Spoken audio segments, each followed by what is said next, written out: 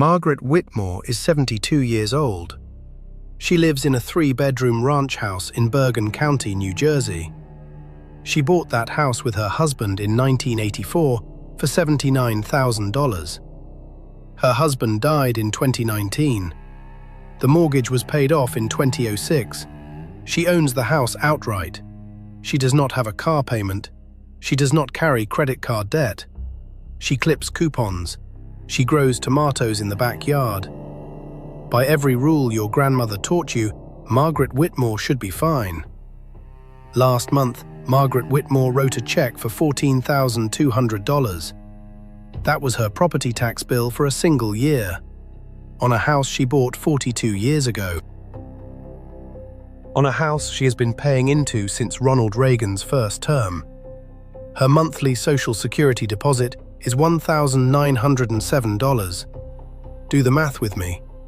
$1,907 times 12 is $22,884. Her property tax alone eats 62% of every dollar the federal government sends her.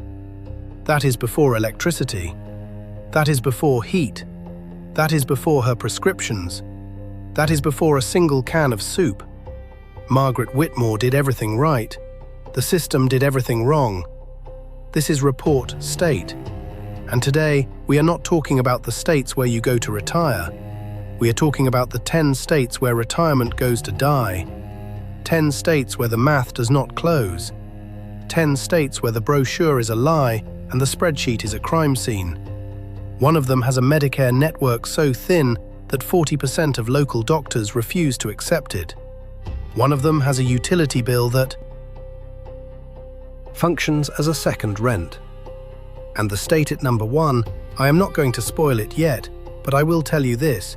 It spends millions of dollars every year advertising itself to retirees. It puts senior couples on billboards. It runs commercials during the evening news. And the average wait time to see a primary care physician in that state, if you are over 65 and on Medicare, is 9 months. Hit the like button. Seriously, not because I am begging, because the algorithm thinks you left. If your parents are within 5 years of retirement, send them this video before they sign a deed. Subscribe, because next week we are mapping the zip codes where the American middle class is already extinct, and you are going to want to know if yours is on the list. This is not the feel-good retirement video. This is the one the financial advisor is too polite to make. Let's break it down, from number 10 to number 1. The 10 states that will destroy your retirement. Number 10. Connecticut, the quiet bleeder. On paper, Connecticut looks like a retirement postcard. Stone walls, white churches, autumn leaves, small towns with names like Old Lyme and Litchfield. If you asked a stranger to draw New England from memory, they would draw Connecticut. That is the pitch. Here is the bill. Median property tax in Connecticut in 2026 runs $6,150 a year on a $300,000 home. That puts it in the top 5 most expensive states in the country for property tax as a percentage of home value. Connecticut is one of only 12 states that still taxes Social Security income at the state level. Read that sentence again. The federal government sends Margaret Whitmore a check. Connecticut takes a cut of that check before she ever sees it. Retirement income above $75,000 gets hit at up to 6.99%. Your 401k distribution, taxed. Your pension, taxed.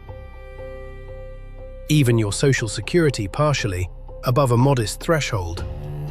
Electricity in Connecticut averages 29 cents per kilowatt hour, second highest in the continental United States. A typical retired couple in a 2-bedroom home pays $380 a month in summer and $460 in winter just to keep the lights on and the heat running. Here is what nobody tells you about Connecticut. The state is quietly hemorrhaging residents.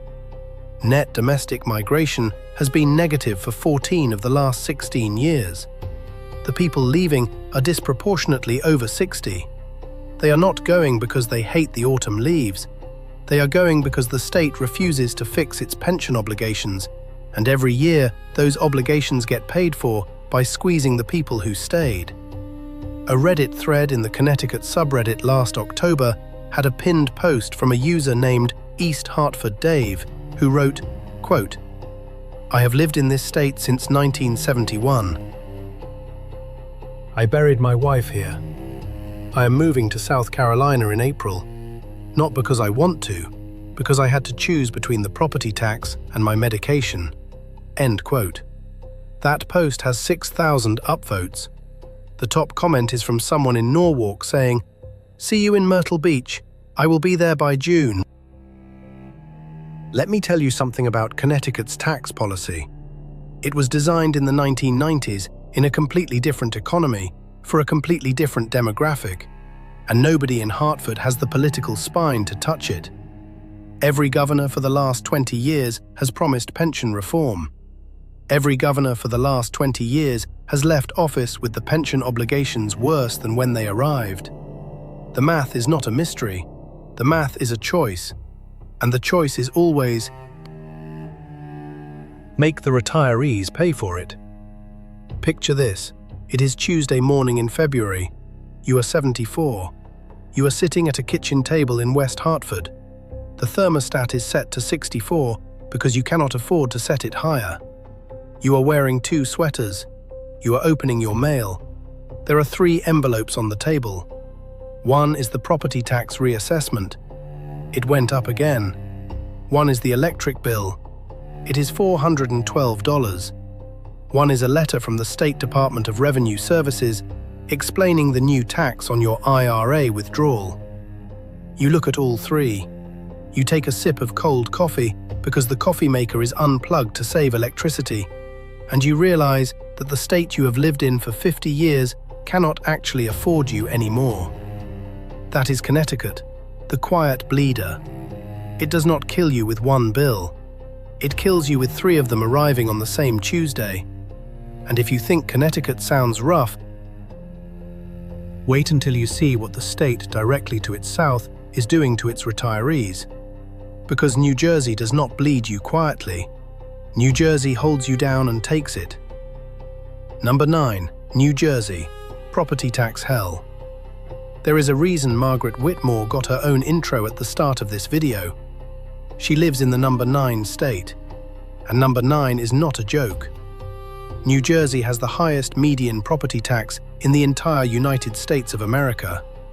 Not second, not third, first, by a mile. The statewide median in 2026 is $9,520 a year. In Bergen County, where Margaret lives, the county median is $12,100. Her $14,200 bill is not an outlier. It is the neighborhood. Here are the numbers. New Jersey property tax as a percentage of home value averages 2.47%. The national average is 1.1%. New Jersey residents pay more than double the national average every year, forever, for the privilege of owning a home. Unlike some states, New Jersey does offer a senior freeze program that in theory freezes property tax increases after age 65. In practice, the program has income caps that have not been meaningfully adjusted for inflation. The application is 23 pages long, and the state reimbursement gets mailed up to 18 months after you pay the original bill. You front the money, you wait a year and a half, then you get part of it back. Maybe. Here is what nobody tells you about New Jersey. The property tax is not high because New Jersey has bad services. Some of those services are actually quite good. The property tax is high because New Jersey has 565 separate municipalities, each with its own mayor, its own school district, its own police force, its own pension plan, its own public works department, all for a state smaller than the state of Massachusetts. Every one of those little kingdoms has to be funded, and they are funded almost exclusively out of the pockets of people who own homes. A retiree in Ridgewood pays for the Ridgewood superintendent's pension. A retiree in Paramus pays for the Paramus Public Works Director's health insurance. It is not a tax system. It is 565 tax systems stacked in a trench coat pretending to be a state. A commenter on the NJ subreddit, username Montclair Mike, wrote last spring, quote, "My parents retired here in 2011. Property tax was $8,400.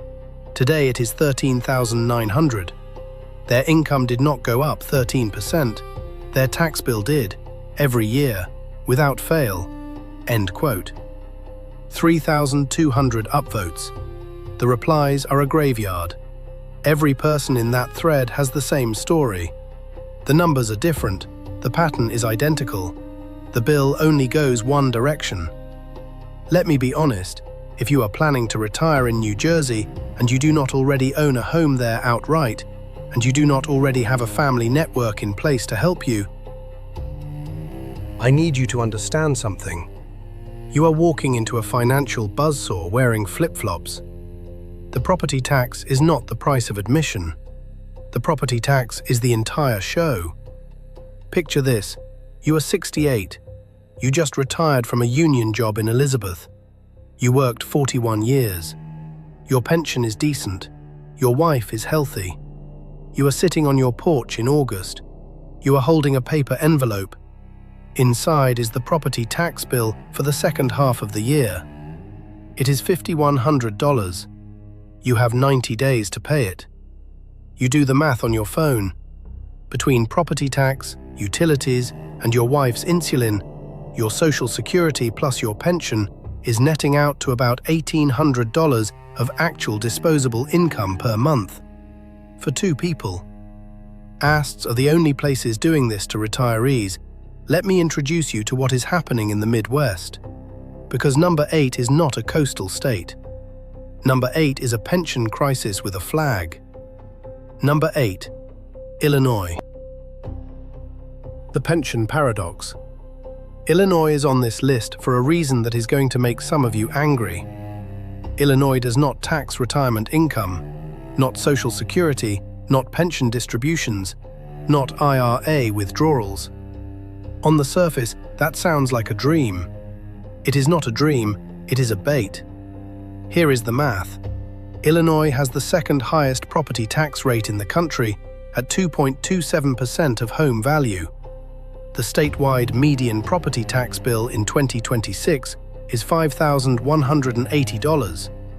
But that median hides enormous regional distortion. In Lake County and DuPage County, where many retirees have lived for decades, the effective median is closer to $9,000. In parts of Cook County, outside Chicago proper, it is north of $7,500. Add Illinois' sales tax, which in Chicago and Cook County runs 10.25% on most goods, including groceries in some jurisdictions. Add some of the highest auto registration and toll fees in the country. Add a state with underfunded public pensions so severe that every credit rating agency has downgraded it for 2 consecutive decades.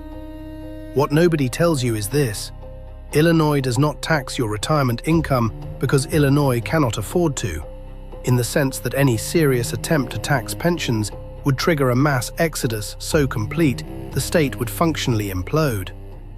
The Pension Protection Clause in the Illinois State Constitution is one of the strongest in the nation.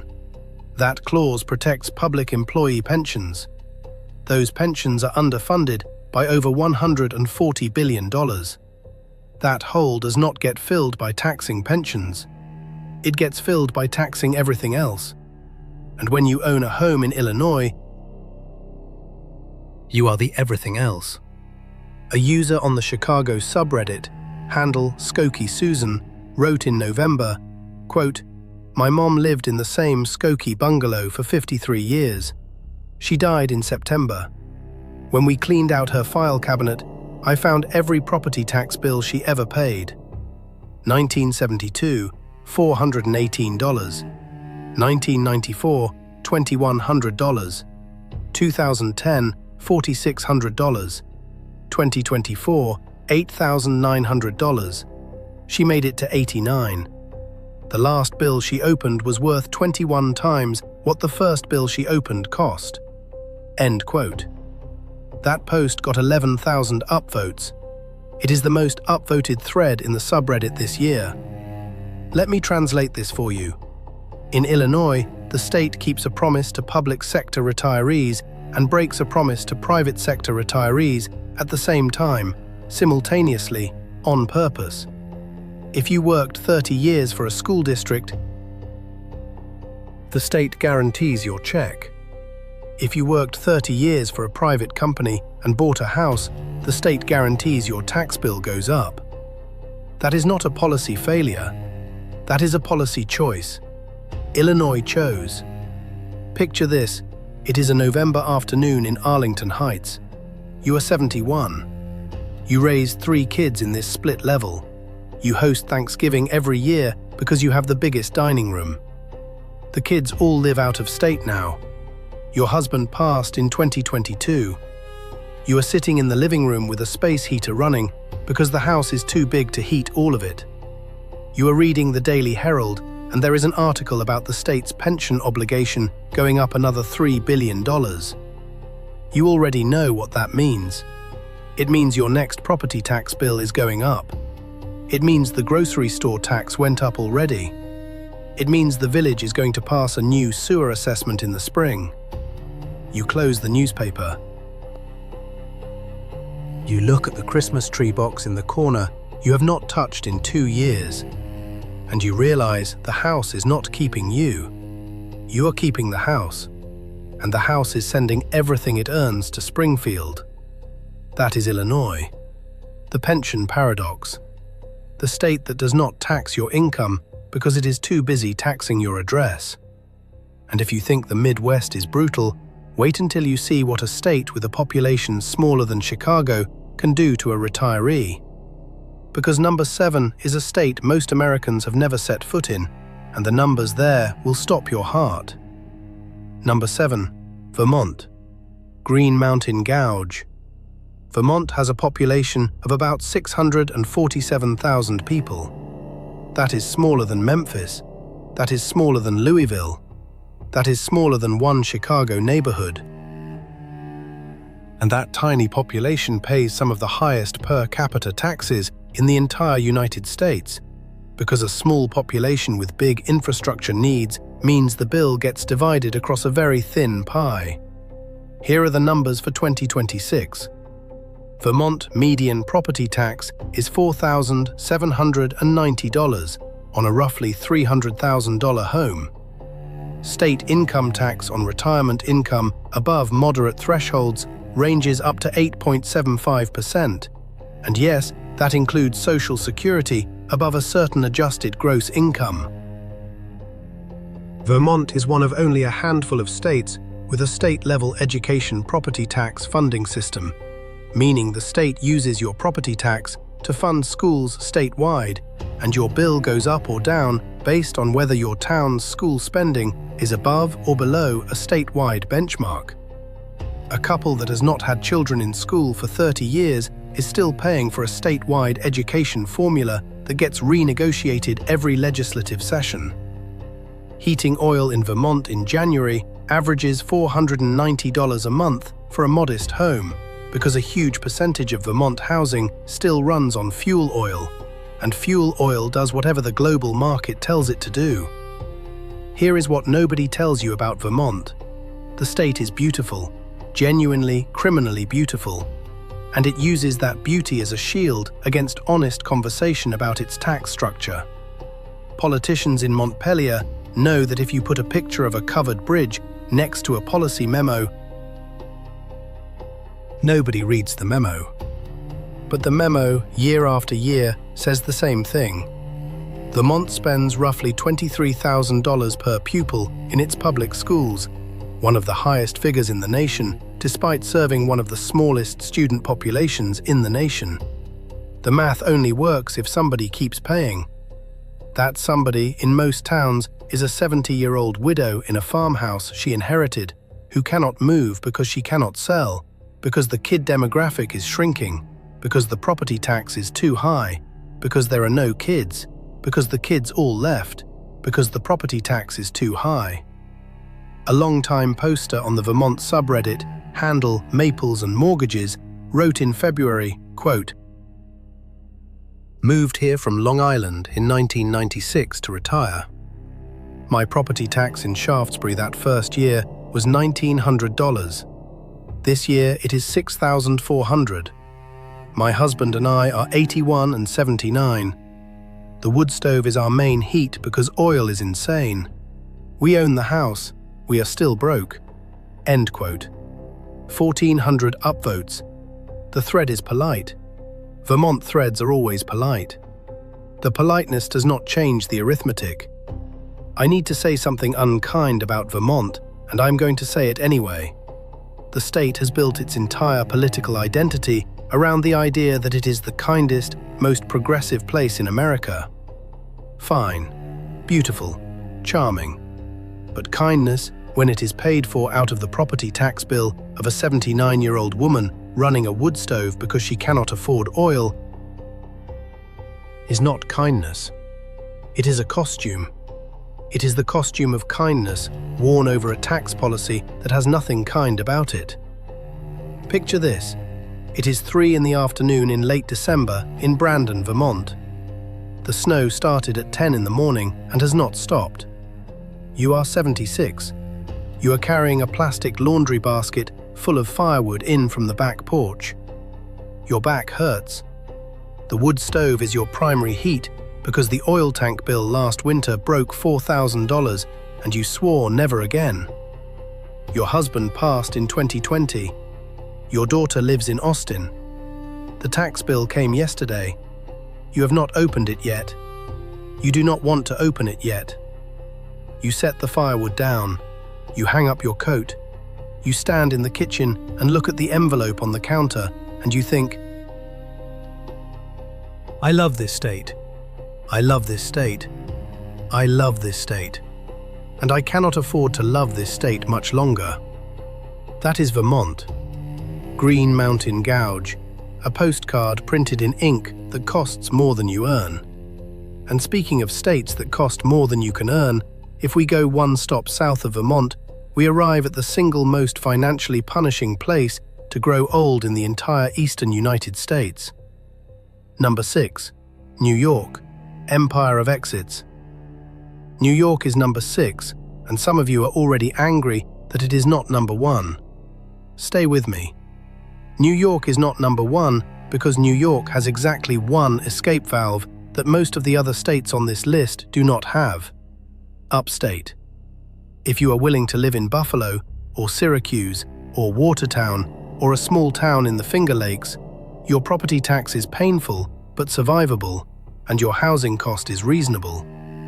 That single escape valve is the only reason New York is not number 1. Strip that away,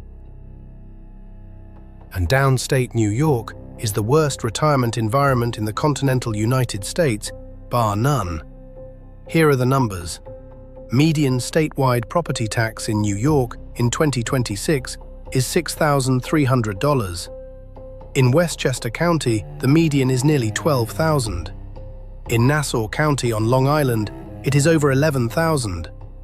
State income tax on retirement income above $65,000 hits at 4.5 to 6.85%, with New York City adding its own city income tax on top, pushing some retirees into combined tax rates above 10%. Sales tax in New York City is 8.875%. Electricity in downstate New York averages 28 cents per kilowatt hour. A single-bedroom senior apartment in Queens, without rent control, averages $3,100 a month. What nobody tells you about New York is the exodus data. New York State has led the country in net domestic outmigration for 8 of the last 10 years. Between 2020 and 2024, the state lost over 600,000 net residents. A disproportionate share of those leaving were over 60. They took an estimated $75 billion in adjusted gross income with them when they left. Florida gained most of it. North Carolina gained a lot of it. South Carolina gained more of it than people realize. The people leaving New York were not radicals. They were not ideologues. They were accountants looking at a spreadsheet and saying, "This does not work anymore." A Reddit thread last August in the Ask NYC subreddit, username Astoria Alice, age 69, retired teacher. Quote, "I taught in the New York City school system for 34 years. My pension is decent. My rent in Astoria is $3,400 a month for a one-bedroom. My Medicare Advantage plan does not cover the hospital I have been going to for 20 years. My daughter helps me pay for groceries now. I am selling my furniture next month and moving to Greenville, South Carolina, where she just bought a house. I do not want to go. I am going anyway." End quote. 9,000 upvotes. The replies are a generation of New Yorkers doing the same math. Let me be blunt. If you are over 65 and you live in downstate New York and you do not have a rent-controlled apartment or a paid-off home or a working spouse or a substantial pension or family in the tri-state area supporting you, you are in a race with the calendar. The state is not going to lower your property tax. The city is not going to lower your rent. Your Social Security is not going to go up by 10%. Something has to give, and historically, the thing that gives is you. You pack. You leave. Picture this. It is the Friday before Labor Day weekend in Rockaway Beach. You are 73. You have lived in this neighborhood since 1978. You raised 2 sons here. Your husband was a firefighter. You sit on a folding chair on the sidewalk outside the building you no longer own because the co-op board raised the monthly maintenance fee to $2,200 and you sold for a loss. You are waiting for the Amtrak ticket on your phone to turn into a QR code. You are moving to Charlotte. Your son lives there. He has a spare bedroom. You are 73 years old and you are moving into your adult son's guest room because the Empire State cannot afford to let you stay in a neighborhood you have lived in for 47 years. That is New York. Empire of exits. The state that builds monuments to its own grandeur and then prices out the generation that built them. And now we leave the East Coast.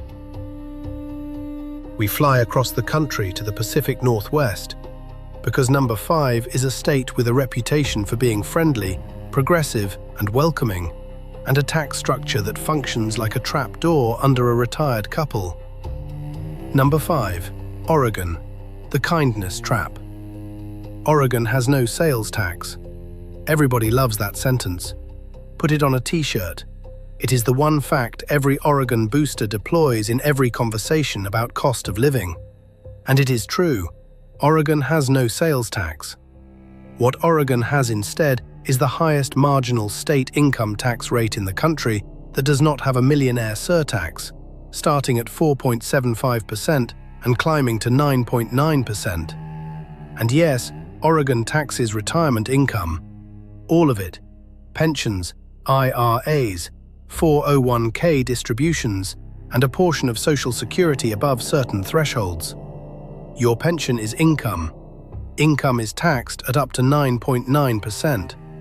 There is no sales tax because the state grabs you on the way in, not on the way out. Here are the numbers for 2026.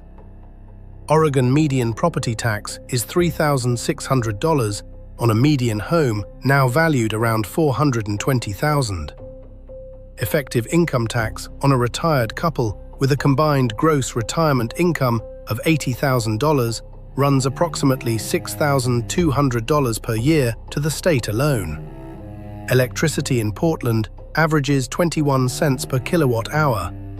Gasoline, Oregon is one of 2 states with full-service-only pumps, which adds roughly 20 cents per gallon to the cost relative to self-service states. Housing in Portland Metro has risen 71% over the last decade.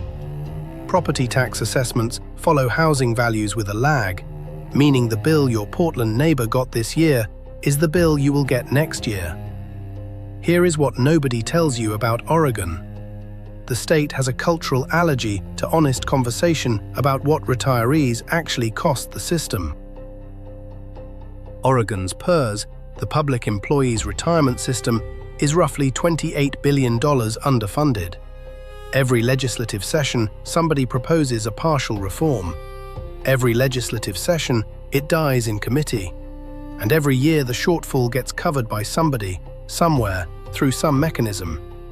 That somebody, increasingly, is a 68-year-old retired private sector worker who moved to Bend 15 years ago because it was supposed to be affordable and now watches her income tax bill climb while the same state tells her she is welcome here. A post on the Oregon subreddit in June, handle Retired in Roseburg, wrote, quote, "We moved here from California in 2011. We thought we were being smart. Cheaper housing, no sales tax, beautiful trees. 14 years later, our income tax to this state is higher than our entire California tax bill ever was. Our property tax has doubled, and my husband's cardiologist just stopped accepting Medicare. We are looking at Idaho." End quote. 5,000 upvotes. The top reply, and I am not making this up, is from a former Oregon state representative who wrote simply, quote, "I hear this from voters every week. I am sorry." End quote. I am going to say something that is going to upset the marketing department of the entire state of Oregon. Oregon has built a reputation as the friendly, progressive haven, the live and let live state, the place where you can be yourself, where nature is close, where life is slow. The brochure is real. The brochure is also extremely expensive. When someone tells you Oregon has no sales tax, what they mean is Oregon has a different kind of tax that follows you home, moves into your mailbox every April, and leaves you with the bill. Kindness is not the same as affordability. You can move somewhere kind and still go broke. Oregon is proof. Picture this. You are 69. You moved to Ashland from Sacramento in 2015 because your sister was here and the theater festival seemed nice and everyone said it was cheaper. It is tax day. You are at the kitchen table. Your husband is reading you the line items on the state return. Ordinary pension distribution, taxable. IRA rollover, taxable. Social Security, partially taxable. The subtotal at the bottom is $6,800 owed to the state of Oregon. You say out loud, "We moved here so we would not pay this." Your husband does not answer. He opens the laptop and types the word Idaho into the search bar. Your dog stands up and looks at you because he can feel the mood change. That is Oregon. The kindness trap, where the brochure is true and the bill is truer. And if Oregon drained you, let us talk about a state that does not even pretend to be kind about it. A state that put its own tax nickname into the national vocabulary 50 years ago and has been working hard to earn it back. Number 4. Massachusetts, Taxachusetts returns. The nickname Taxachusetts was coined in the 1970s. In the 2010s, Massachusetts worked very hard to retire the name. Rates came down, the economy boomed. Boston became a biotech capital, and for about 15 years, the state could credibly argue the nickname was outdated. Then, in November of 2022, Massachusetts voters passed the so-called millionaire's tax, a 4% surtax on annual income above $1 million. The policy was sold as a tax on the very rich. In practice, it also catches any retiree who sells a long-held family home in a high-cost region, triggers a one-time capital gain over the $1 million threshold, and suddenly, on the sale of the house they lived in for 50 years, owes an extra 4% to the state on top of the ordinary 5%. The nickname came back, fast. Here are the numbers for 2026. Median Massachusetts property tax is $5,700. In Middlesex County and parts of the Metro West, medians exceed $8,000. State income tax is a flat 5% on most income, 9% total on the portion above 1 million in a given tax year. Massachusetts does exempt Social Security from state income tax, which is genuinely good. Massachusetts does tax pension income and IRA distributions at 5%. Healthcare. Massachusetts has the oldest universal health system in the country, which sounds great until you discover that demand on the state's primary care network has caused average wait times for a new Medicare patient to book a first appointment with an internist to exceed 100 days in Greater Boston. What nobody tells you about Massachusetts is the housing equity trap. An enormous number of Massachusetts retirees are house rich and cash poor. The house they bought in 1976 in Newton for $62,000 is now worth $1 million. On paper, they are millionaires. In reality, they have a $400 a week food budget and a furnace from 1991. If they try to sell and downsize, they trigger capital gains, potentially hitting the millionaire surtax, and the state takes a bite so large the downsize no longer mathematically makes sense. So they stay. They stay in the 4-bedroom house. They heat 2 rooms of it. They wait. A post in the Boston subreddit, handle Somerville Sam, July 2025. Quote, "My parents bought their Somerville triple-decker in 1971 for $28,000. Zillow says it is worth 1.4 today. They want to sell and move to New Hampshire to be near me. After federal cap gains, state 5%, and the millionaire surtax on the overage, they lose over $200,000 to taxes alone. They are not rich. They are 2 retired public school teachers. They cannot afford to sell the asset they already own." End quote. 6,200 upvotes. And underneath it, dozens of nearly identical stories. Let me name this clearly. Massachusetts has built a tax structure that works brilliantly for people in the peak earning years of the 21st century knowledge economy. 35-year-old software engineers, biotech executives, university administrators.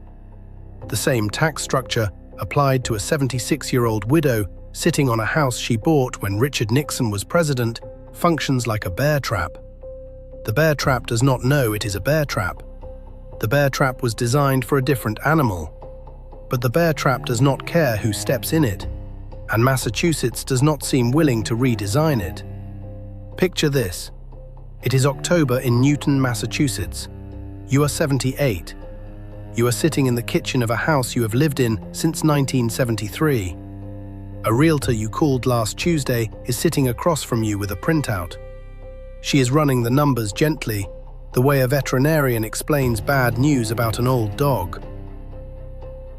If you sell, you walk away with about $640,000 after taxes. Not what Zillow told you. Not what your neighbor bragged about. $640,000. You nod, you thank her, you show her out. You sit back down at the table. You decide, again, for the 4th year in a row, not to sell. You will keep the house. You will heat the kitchen. You will wear the sweater. You will stay. That is Massachusetts. Taxachusetts returns. The state where you are rich on paper and poor in the pantry. And now we leave New England. We skip down the coast and we stop in the smallest state in the Union. A state most retirement planners forget exists, which is exactly what makes it dangerous. Number 3. Rhode Island, the forgotten squeeze. Rhode Island is 48 miles long and 37 miles wide. It has about 1 million residents. It has the smallest state economy in the lower 48, and it has a tax burden that per capita rivals any state on this list. The reason it is not higher up the countdown is simple. Almost nobody moves to Rhode Island to retire, so the horror stories do not propagate. The people it destroys are the people who were already there, and it destroys them quietly, one small bill at a time. Here are the numbers. Rhode Island median property tax in 2026 is $4,700, putting it in the top 10 states nationally. Effective property tax rate is 1.63% of home value, well above the national average. Rhode Island taxes Social Security above a modest income threshold at up to 5.99%. It taxes pensions. It taxes IRA distributions. Sales tax is 7%, groceries largely exempt, which is the one kindness in the system. Electricity in Rhode Island averages 26 cents per kilowatt hour, tracking Connecticut and Massachusetts. Car insurance in Rhode Island is the second most expensive in the country per capita, a direct function of dense traffic and low driving speeds producing high claim frequency. What nobody tells you about Rhode Island is the municipal overhead problem. The state has 39 cities and towns for a population smaller than several American counties. Each one has its own school district, its own police and fire, its own administration. The per capita governance cost is astronomical. The bill lands on property owners, and because the state is so small, there is almost nowhere to run within it. You cannot move from Providence to a cheaper Rhode Island suburb the way you can move from Boston to a cheaper Massachusetts suburb. The cheaper Rhode Island suburb does not exist in any meaningful way. It is all one expensive 48-mile strip. A post on the Rhode Island subreddit, handle Pawtucket Pete, April 2025. Quote, "My dad worked at the wire mill for 41 years. He is 83. His property tax in North Providence went up again. His pension was frozen in 2010 when the company went under. His Social Security gets taxed by this state. He cannot move because he cannot drive anymore. He cannot stay because the bills keep coming. He is stuck." End quote. 2,000 upvotes, which in the small Rhode Island subreddit is enormous. The top comment is from a nurse who simply writes, quote, "We see him and hundreds like him in the ER every winter." End quote. I want to say something about invisibility. There is a particular cruelty in being crushed by a tax system that the rest of the country does not even remember exists. When you are a retiree in New Jersey and you cannot pay the bill, at least CNBC is writing about it. At least the Wall Street Journal is running op-eds. At least somebody is paying attention. When you are a retiree in Cranston, Rhode Island, nobody outside the state knows your situation exists. The state gets away with it because the national press will not cover a tax story in a state that has zero electoral college swing value. So Rhode Island keeps squeezing, and nobody notices. Picture this. It is February in Woonsocket. You are 81. You worked in the textile industry before it collapsed, then in retail, then as a school crossing guard until you were 75. Your husband died in 2017. You live in the same two-bedroom on the same street you lived on in 1974. The heat is set at 62. You are wearing socks inside slippers, inside a blanket. The mail comes at 2 in the afternoon. There is a car tax bill from the city. There is a supplemental school bond notice. There is a letter from the Division of Taxation explaining a change in how your pension will be reported. You stack the 3 envelopes on the kitchen table. You stare at them for a while. You do not open them. You turn on the television because Judge Judy is about to start, and she is the only part of the day that does not cost money. That is Rhode Island. The forgotten squeeze. The smallest state, the smallest headlines, the quietest broke.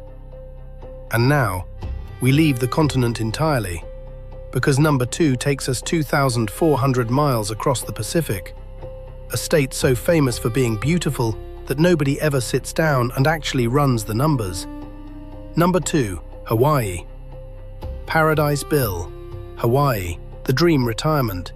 The beach, the mountains, the flowers, the aloha.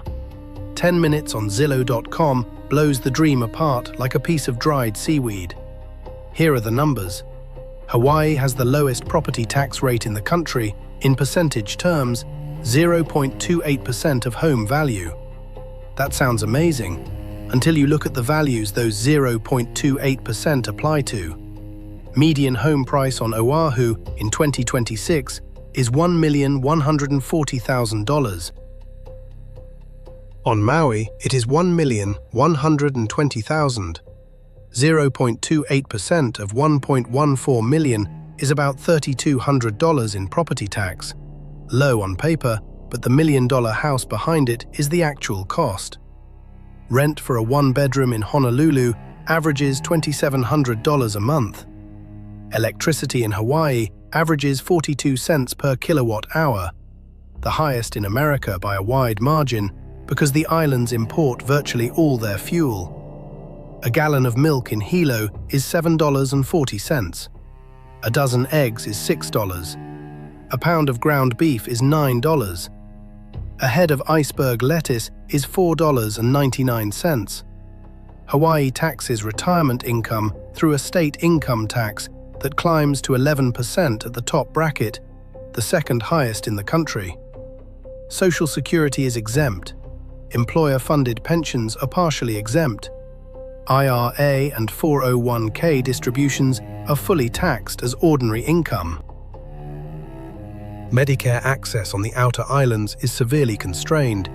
On Molokai, the ratio of primary care physicians to residents over 65 is roughly 1 to 2,000, which is a statistic the tourist board does not put on the magnets. What nobody tells you about Hawaii is the exit cost. If you move to Hawaii to retire and it does not work out, leaving is its own financial catastrophe. Shipping a household of belongings back to the mainland costs between $15,000 and $30,000.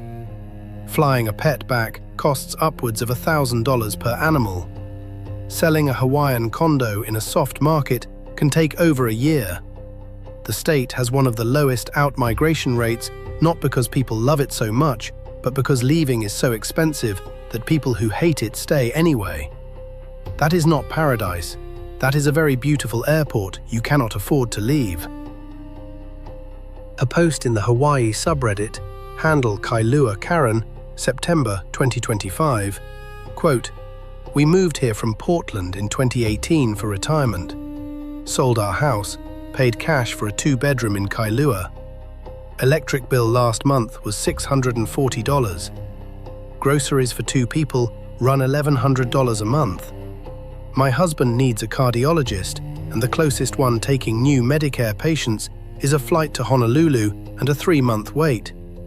We are trying to sell and come back to Oregon. The condo has been listed for 8 months. Nobody is buying." End quote. 3,100 upvotes. The top reply is one word, quote, "trapped," end quote. Here is what I need you to understand about Hawaii. The state is genuinely, objectively, staggeringly beautiful. That is not in dispute. What is in dispute is whether beauty is a retirement plan. Beauty does not pay the electric bill. Beauty does not lower the price of milk.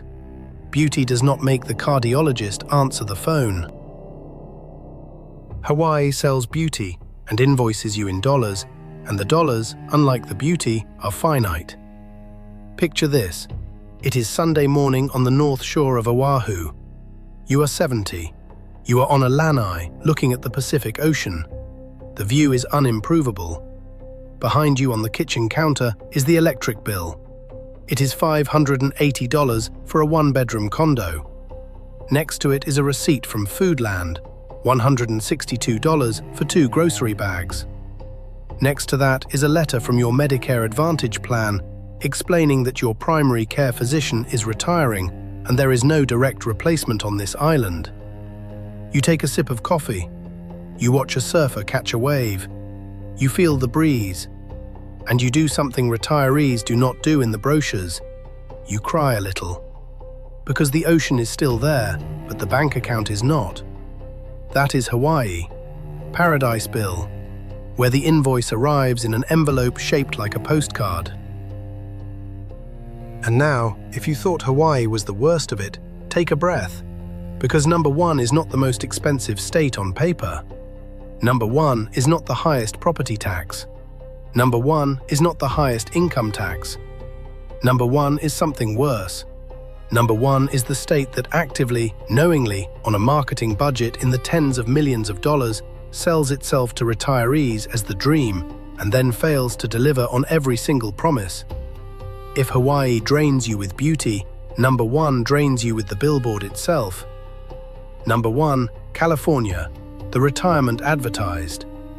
If you watched episode 3 of this series, you already know California appeared on the cheapest retirement states list as a negative, the anti-example, the state nobody should retire to on the budget of a normal American household. This is the other side of that coin. This is the full indictment.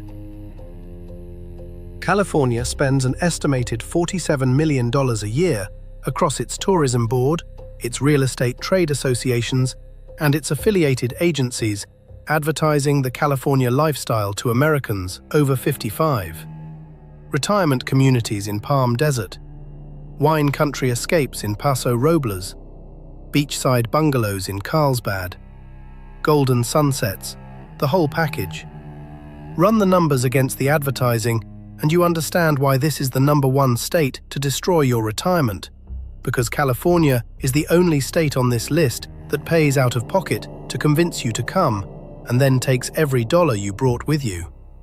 Here are the numbers for 2026. Median California home price is $840,000.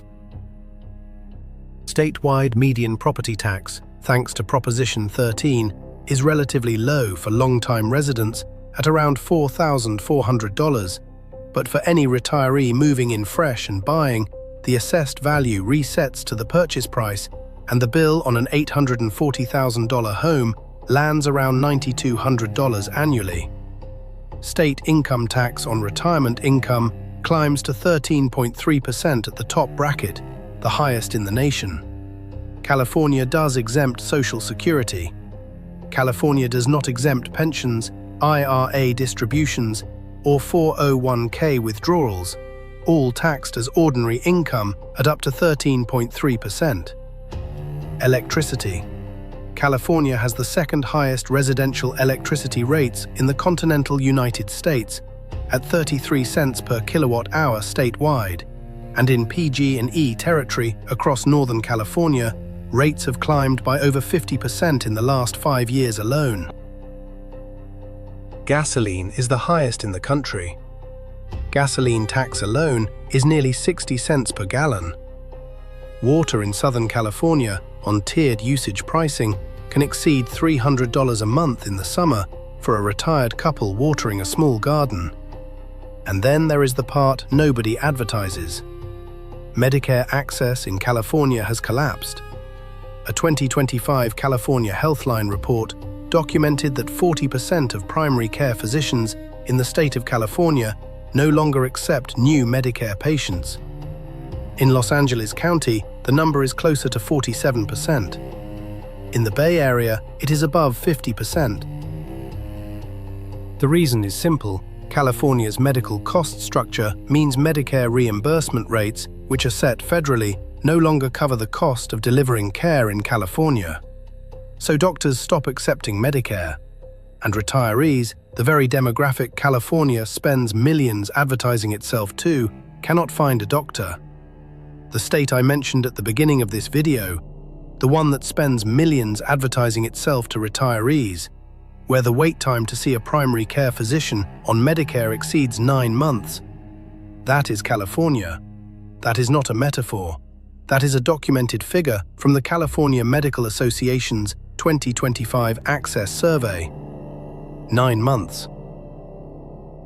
A California retiree who moves across the country pays the escrow fee on an $800,000 house, pays the property tax reset, pays the 13% state income tax on her pension, and then gets a chest pain in February, will in many counties not see a primary care doctor until the following November.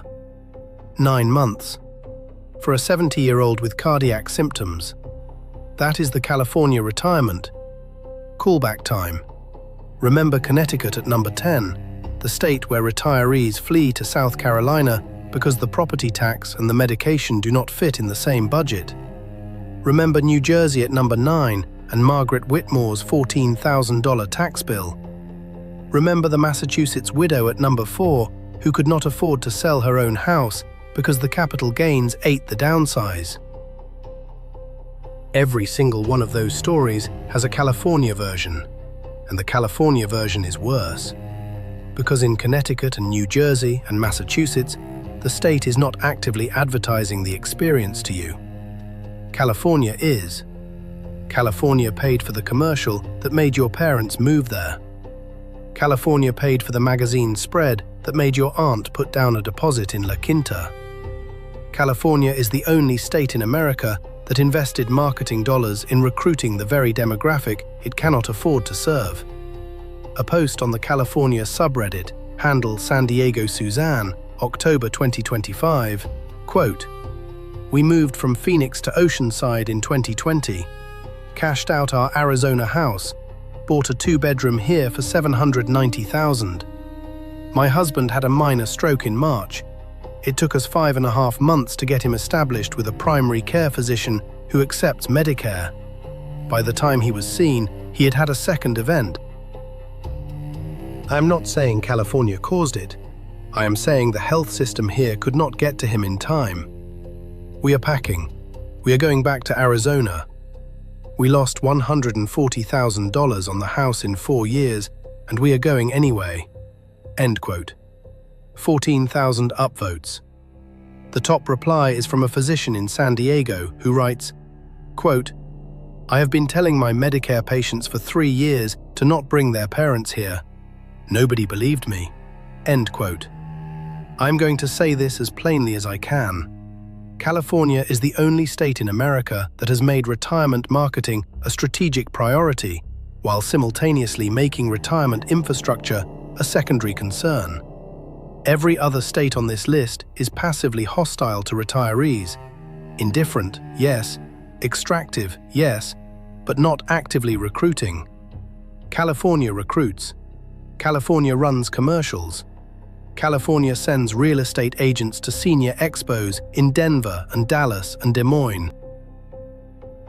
California tells your mother the weather is perfect, and the lifestyle is rich, and the community is welcoming. And then, when your mother arrives, California bills her for every syllable of that pitch, taxes her pension at up to 13%, charges her 33 cents per kilowatt hour to run her refrigerator, and tells her she can see a doctor in 9 months. Picture this. It is Tuesday, 2 in the afternoon, in a condominium in Carlsbad. You are 71. You are sitting at a glass kitchen table in a unit you bought in 2022 for $810,000. The sliding door is open. You can hear the ocean if the wind is right. Your husband is at physical therapy, which you are paying for out of pocket because the in-network clinic had a 4-month wait. Your property tax bill is on the table, $9,300. Next to it is the PG&E bill, $452. Next to that is a letter from the California Franchise Tax Board explaining the state income tax on your pension distribution, $6,100 owed by April 15th. Next to that is a voicemail on your phone from a realtor in Boise who your daughter put you in touch with. You look at the ocean. You look at the bills. You look at the phone. You pick up the phone. That is California, the retirement advertised. The state that sells you the dream and invoices you for the nightmare. The state where the commercial and the reality were never in the same script. So there it is, 10 states, 10 ways to turn 40 years of working into a pile of paper on a kitchen table. Connecticut bleeding you quietly, New Jersey holding you down for the property tax, Illinois building a pension pyramid on the back of your address, Vermont charging you to live inside its postcard, New York watching you pack for Charlotte, Oregon swapping sales tax for income tax and calling it a favor, Massachusetts trapping you inside the equity of your own house, Rhode Island squeezing you where nobody is looking, Hawaii selling you an ocean view with an invoice attached. And California spending $47 million a year to make sure you get on the plane. Hit the like button. Do it. I am not joking this time. You just watched me name 10 states by name and give you the numbers, and the algorithm is going to look at your watch time and decide whether the next retired couple in Ohio sees this before they sign the deed on a house in Oceanside. That is a real decision.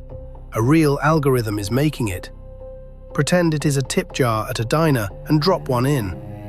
And if you are planning your retirement right now, or if your parents are, do one thing for me before you close this tab. Open the spreadsheet. Not the brochure, the spreadsheet. Run your actual monthly Social Security, your actual pension, your actual IRA distribution through the actual tax code and the actual utility rates and the actual Medicare access data of wherever you are thinking of going. If the math does not close on the spreadsheet, it is not going to close on the lanai. Margaret Whitmore did everything right. Margaret Whitmore still writes a $14,200 check every year to Bergen County, New Jersey. The spreadsheet knew before she did. The spreadsheet always knows. Subscribe.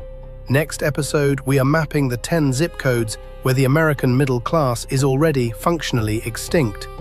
The post offices with the data, the schools with the numbers, the grocery stores with the receipts.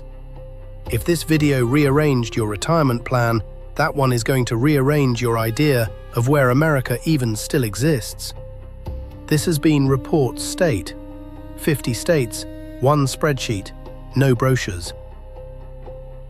And somewhere tonight, in a ranch house in Bergen County, New Jersey, a 72-year-old woman named Margaret Whitmore is sitting at her kitchen table, sorting envelopes, clipping coupons, watering her tomatoes, and Margaret is still writing that check.